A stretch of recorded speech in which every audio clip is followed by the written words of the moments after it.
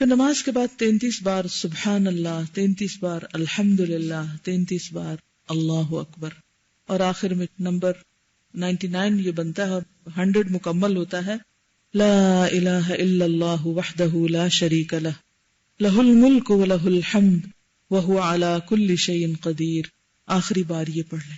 اگر آپ گھڑی سامنے رکھ کے پڑھیں 1 سے 1.5 منٹ لگتا ہے، لیکن ہم عام طور پر کہتے ہیں ہمیں بہت جلدی، ہمیں کام ہے، اچھا پھر پڑھ لیں گے. لیکن اس کے پڑھنے کا بہت زیادہ فائدہ ہے.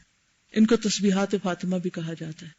اگر آپ دن میں بہت تھک گئے تو آپ بیٹھ کے یہ ذکر کر لیں، آپ دیکھیں گے آپ کی تھکاوٹ اتر جائے گی. یہ تسبیحات اس وقت نبی صلی اللہ علیہ وسلم نے حضرت فاطمہ کو دی تھی جب وہ گھر کے کام کاج کر کے بہت تھک جاتی تھی، تو وہ اپنے لیے ایک غلام مانگنے کے لیے گئی تھی، آپ مجھے ایک ہیلپر دے دے، اتنے لوگ آپ کے پاس آتے ہیں، ایک مجھے بھی دے دے. تو آپ نے اس وقت کہا کہ اگر تم یہ تسبیحات پڑھ لو تو تمہاری تھکاوٹ اتر جائے گی. آپ تجربہ کر کے دیکھیے.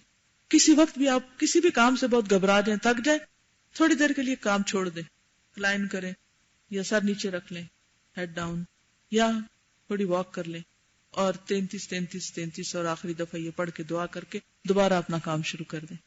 آپ فریش ہو جائیں گے.